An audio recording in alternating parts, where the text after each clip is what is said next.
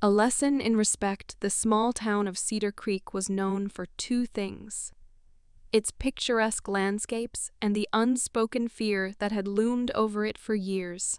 The Steel Brotherhood, a notorious biker gang, had claimed Cedar Creek as their playground. From loud motorcycles that echoed down the quiet streets to their aggressive intimidation tactics, the gang had people living on edge. The townspeople learned to look the other way or keep their heads down whenever the bikers rolled in, their leather jackets and tattoos symbols of dominance. One summer evening, the gang rolled into town, as they often did, for their usual round of wild parties and illegal dealings.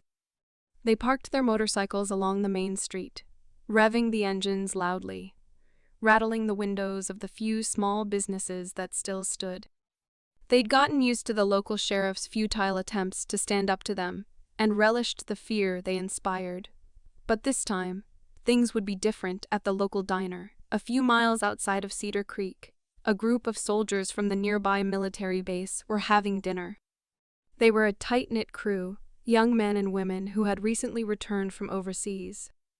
They had seen enough combat to know the importance of discipline, respect, and the value of family. They were just trying to enjoy a peaceful meal, but as the bikers swaggered into the diner, the tension in the air shifted. One of the bikers, a burly man with a thick beard and a skull tattoo on his arm, looked over at the soldiers with a sneer. He scoffed at the sight of them. "Look at this," the biker muttered to his friends, loud enough for the soldiers to hear. "A bunch of kids in uniforms pretending they're tough. This isn't a battlefield, boys. It's a diner. You're just playing dress up." The other bikers laughed, clinking their beer bottles together in agreement, clearly amused by the soldiers' presence. The atmosphere in the diner became thick with discomfort. The soldiers tried to ignore them, but the biker gang wasn't letting it go. One of the bikers, smaller but no less confident, approached the table where the soldiers sat. "Hey, soldier," the biker said mockingly. "You ever been on a real ride? Out here, you'll feel free. You won't be all stiff following orders.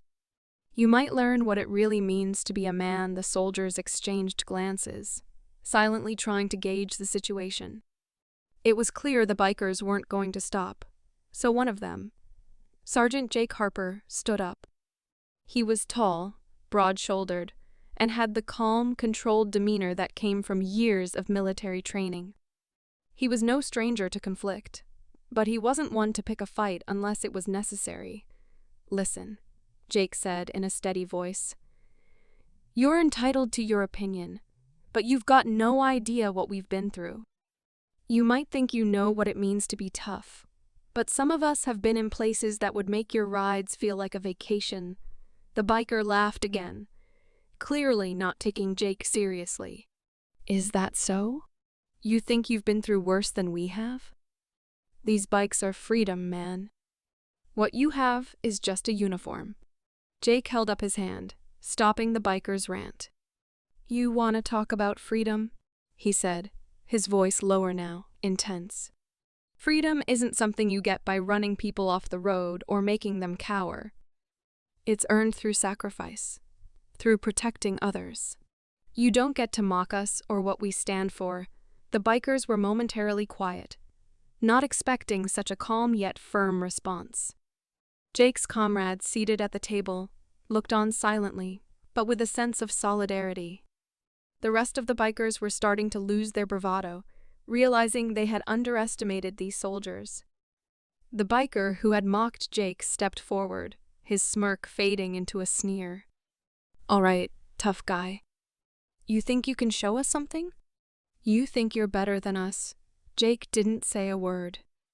Instead, he nodded to his fellow soldiers. The group stood up in unison, their coordinated movement sending a clear message. The bikers began to sense that they'd miscalculated. One of the soldiers, Private Lopez, a quick-witted young woman, stepped forward and addressed the gang leader. "If you want to challenge us, fine. But I'll warn you, none of us here are strangers to combat. You're in for a surprise if you push us with that." Jake motioned to the back door. "I'll give you the chance to prove you're the tough ones." Meet me outside. But know this, we fought harder battles than you can imagine. And we didn't fight them alone, the bikers hesitated. The crowd in the diner had quieted, sensing the impending tension. Finally, the gang leader, skull tattoo and all, scoffed and signaled for his crew to follow him. The soldiers and bikers met in the parking lot under the harsh light of the street lamps. The bikers revved their engines, expecting some sort of street fight,